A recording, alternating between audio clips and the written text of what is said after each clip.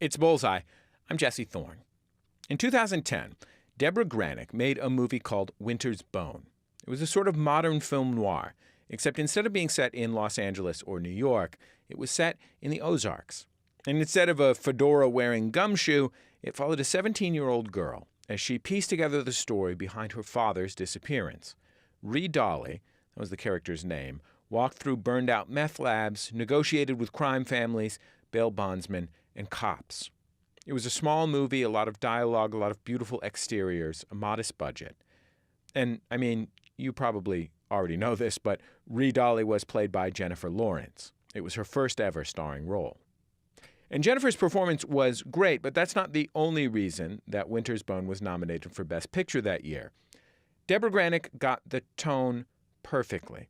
It's quiet where it needs to be. The dialogue is sparse and plain, but the drama draws you in, wrapped. The characters, some of the poorest, most underserved people in this country, are complex, relatable people. It talks just as much about family and love as it does about the dark underbelly of the Ozarks. The law came bad today. Dad signed over everything to his bond. Victoria, I really gotta run Dad down to get him to show. You ought not do that. Don't go running after Jessup. Show or don't show, that choice is up to the one that's going to jail, not you.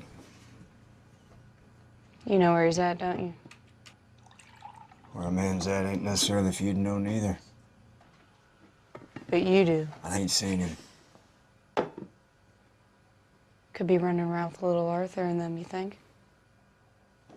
Don't you ever go down around little Arthur's asking them people that they ain't offered to talk about. That's a real good way to end up hit by hogs. Or wishing you was. 8 years later, Debra Granik just released her follow-up. It's called Leave No Trace. Like Winter's Bone, it puts a compelling but compassionate focus on marginalized groups. One of the principal threads is a combat veteran's struggle with trauma and homelessness.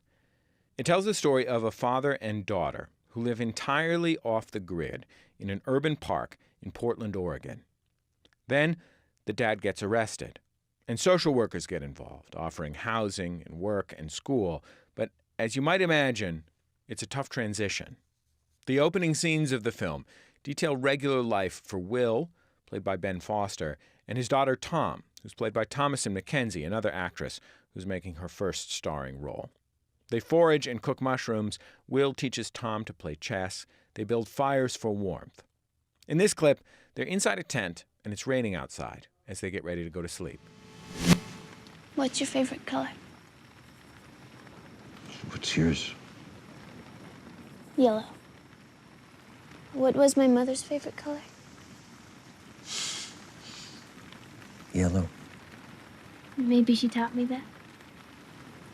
I wish I could remember. She would have wished for that, too. Get some sleep. Good night, Yellow. Debra Granik, welcome to Bullseye. I'm glad to have you on the show. Thank you. I heard that you were a wedding videographer for a long time. Is that true?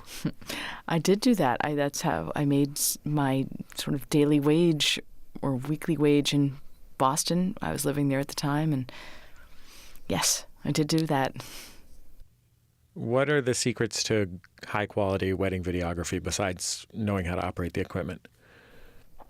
Well, I used to there's a lot of anthropology in weddings, and weddings, different ethnic groups, different classes, social class, where they're held, the poignancy of weddings, so my wedding videos were not very conventional in that way because, I was very interested in the ECU and the comedy of not being able to put something on the lapel, I loved photographing the elders, the people's grandparents and stuff, and so I had to be very careful that I at least got the vows in there as well, and. You've made films about people who do not share your background. Was that always your intent?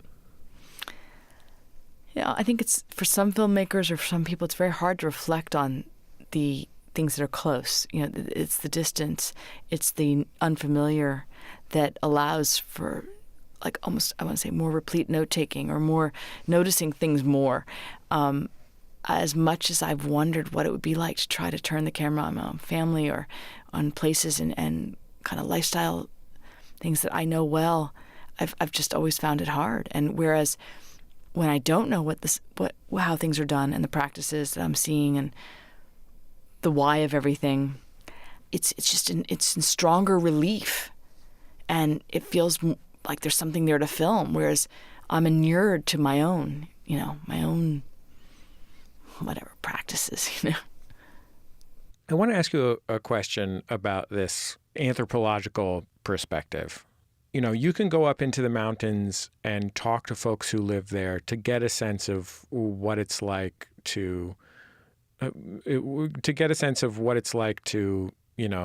live next to a meth lab or have, a culture where there's always a guitar or a banjo at hand. Like there's a lot of things that you can directly perceive to make Winter's Bone, your movie that came out 8 years ago. Yeah. Leave No Trace is a movie that is based on a novel that's based on a true story about which we don't know very much. It's about a father and daughter who lived by themselves in a park in Portland, Oregon. Yes. And you can't go and ask them what that's like. So how do you get a sense of what those feelings are when it isn't a place that you can go to and ask people? Right. Well, so then that's when fiction and anthropology become collaborators, right? Or they So then if you create the given circumstance, let's say a blueprint, like you say, that the park that they lived in, and that they obtained most of their food from a very ordinary grocery store, using a very modest budget of very small VA benefits, disability benefits that were at a very low percentage. And so you've got these facts. So you don't know what they purchased. But that's what the marriage of fiction. We were in that grocery store. I knew it made sense that they ate eggs. It turned out that that was something we could cook on, in our set, that once the fire was built, it was easy to boil eggs. It's really a lot of bang for your buck nutritionally, but then we're also in the grocery store, and Thomason, who's playing the character Tom, she, in one of the takes, picked up a bag of mandarins, just a mesh bag of mandarins, and asked her father right there and then, "Can we get these?" And he was going to either nod yes or no. It was either going to be saying that they could afford or they couldn't. The anthropology in this instance could only go so far.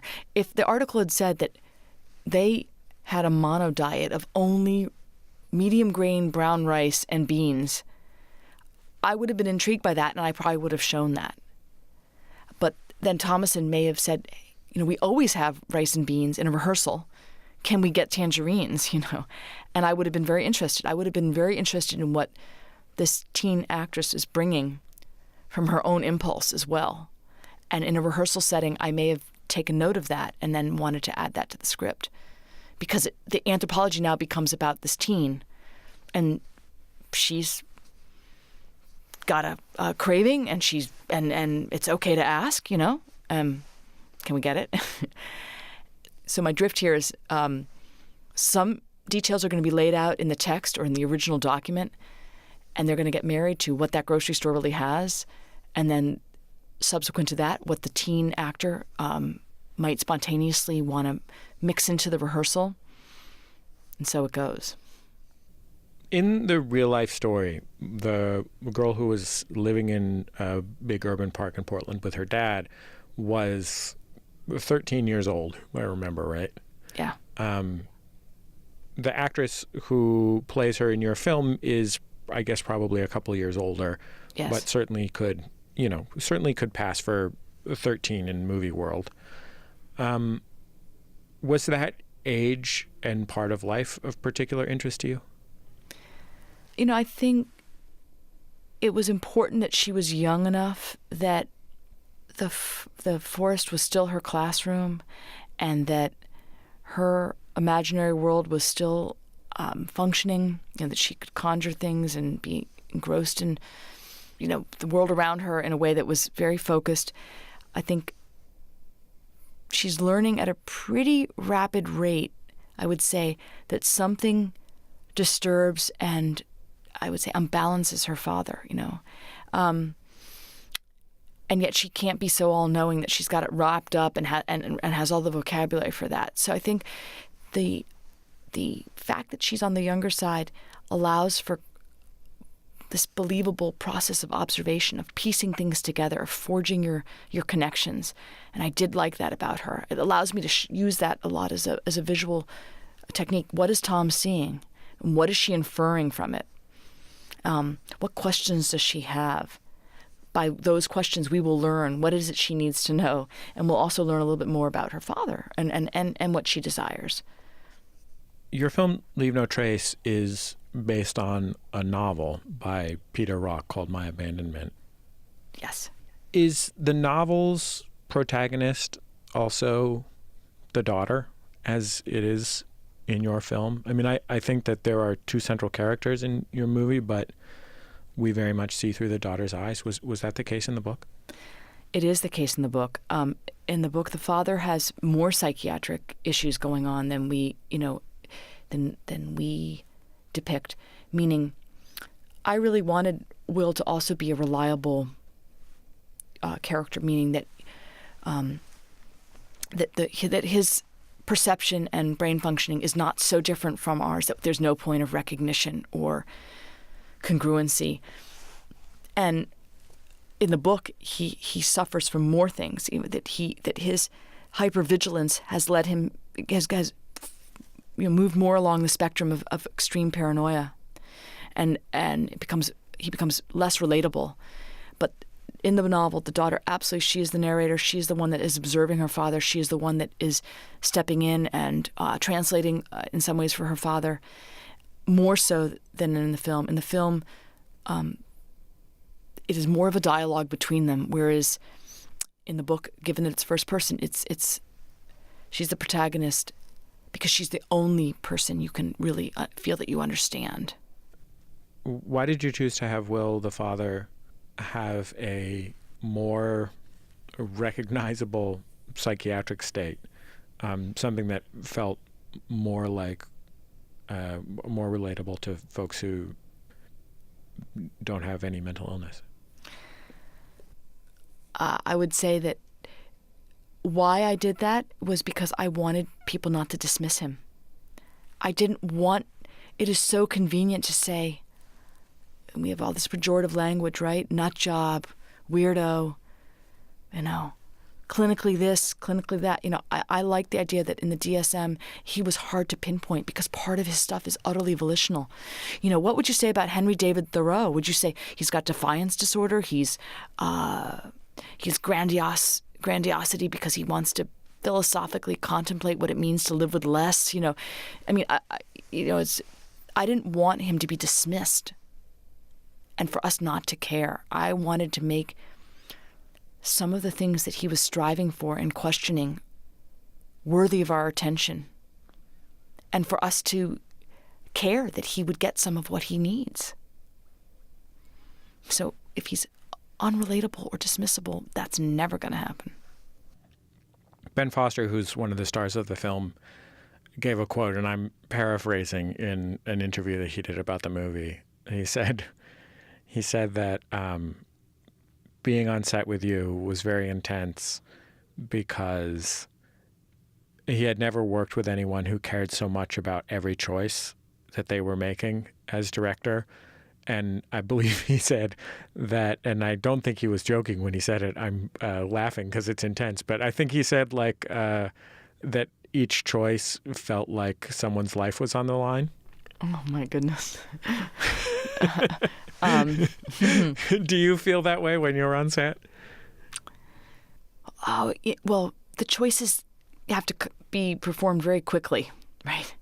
So when you don't feel like you've had time to contemplate something fully, you feel like there's almost more risk associated with the idea that you're not thinking it through completely, but you have to decide right now. And you could feel regret, but nonetheless, you've got to decide right now. And so I think possibly in the mix of what he said is that notion that you have to almost take a deep breath, close your eyes, and say, like, okay, I'm taking this gamble, And of course, thank goodness no one's life is really on the line. But the fact is, I think deciding all day long in a rapid succession of decisions can start to feel like the starkness. Am I on the right track? Have I made the right decisions? And I think maybe what he's reading in me is that uncertainty that feels like, yikes, I could be wasting a whole lot of people's time if I'm making a whole set of decisions that don't pan out and don't yield something. I've just squandered a huge amount of people's time and energy, and they're putting a lot into this. I've got to do right by them, So I think frequently a director feels extremely responsible for coming through with something, given that so many people are contributing to the process and the effort. I feel like a lot of people have an idea of what a director does that is, or maybe how a director is, that might be fundamentally misogynist. And I would probably include myself in that. Like, when I think of a director, not only do I probably think of a man, but I also think of somebody who has a way of being in the world that culturally I would associate with men, which is to say, like, bossing people around, especially. Well, yeah. And you're talking about the same process in a very different way. And I imagine you must be aware of the way that has affected the way people see you as a director, and the way that has affected your career. Is that true? Like, do you feel like there is a world of people who want you to be somebody who makes pronouncements? For centuries, I think we've wondered whether there was a correlation between certain kinds of mania or certain kinds of erratic behavior or centricities, and the notion of genius, which is a very complicated term in itself. And at times we know that's really been true, right? I mean, I think someone who stands out like is the embodiment of that is like Isaac Newton, or the many people that never slept, or someone like Gramsci, people for whom even just sort of bodily comforts and basic needs of the body sort of were ignored, and the hours at which they toiled, and the way in which their thoughts would never cease for them, and that things would come at them so fast and furious. That's a very specific notion. But then we grew this other kind of notion that to be non-negotiable, to scream over people, to be so rarefied. I think people started performing this idea of the exotic genius. It became performative. Or there was OCD involved, and it was unchecked, and there was permission given. Oh, he's a genius. He can roll over people. Or he's a genius. He can scream and shout. He's a genius. He can pound the table and break the glass. He's a genius. He can sort of order everyone in the film to cry. He can order their clothes off, He can compromise them.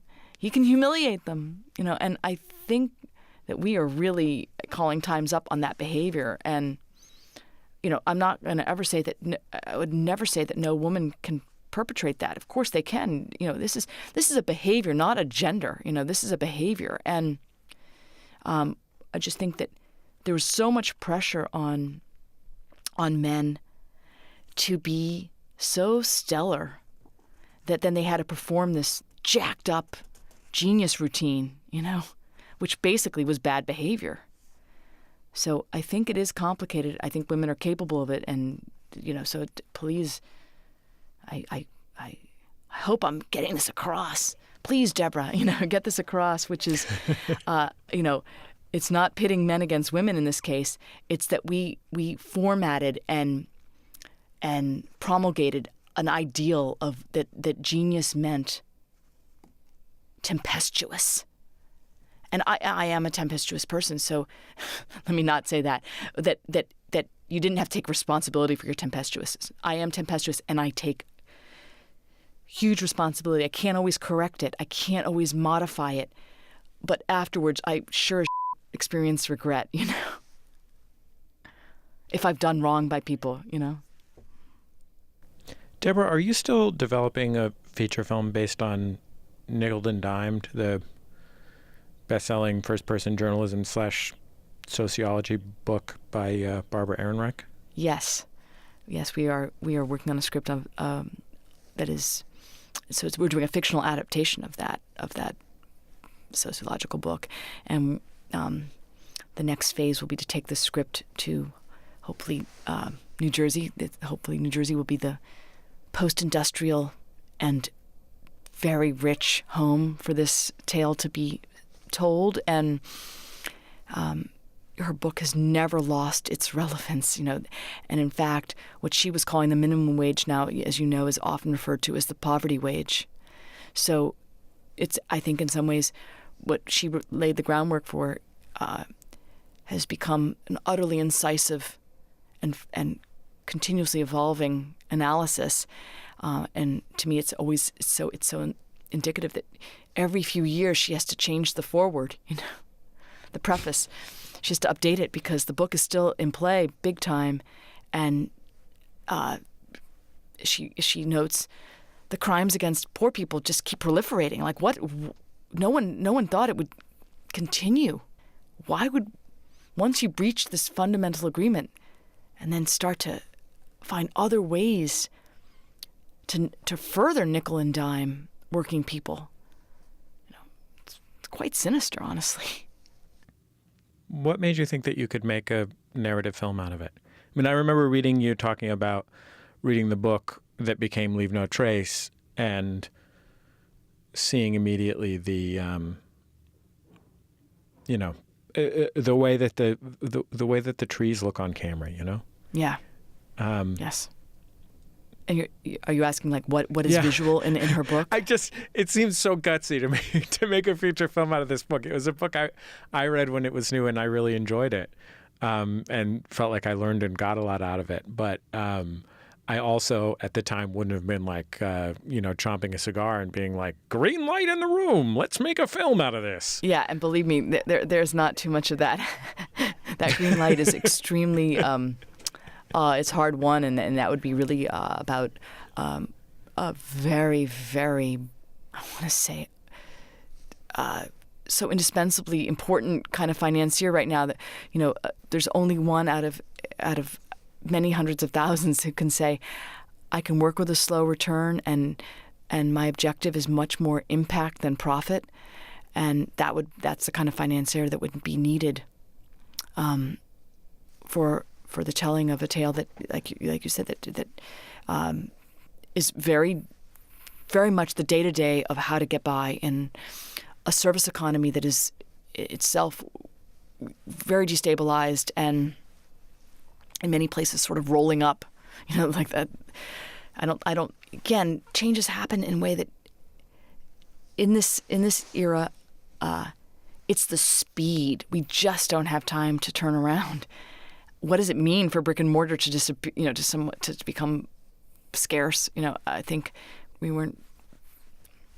That wasn't anyone's playbook, and so I think Barbara's book will be it will be very rich to marry it to what what's happening now, and I think what's won my heart is that I want the families in that story to get what they need. I want them to be able to find a way for them to be adept and non-destroyed guardians for their children. I want them to find lyrical moments. I want them to find things that enrich their lives. I want them to have good moments, even if there's not a budget in their extremely frugal existence. They'll make it somehow. So I want to see the anthropology of scrappy survival. And her book loves on those people. It was a way in which she cataloged the nobility of what it takes to actually be able to function in the contemporary wage labor world. Well, Debra, I'm so grateful that you took all this time to come be on Bullseye. Thank you very much for talking to me. Well, thank you for your soulful questions and, willingness to contemplate so many diverse things. Debra Granik, honestly, one of the most brilliant people I have ever heard talk about film. Her movie, Leave No Trace, is breathtaking. It is in theaters now. Go see it while you still have time.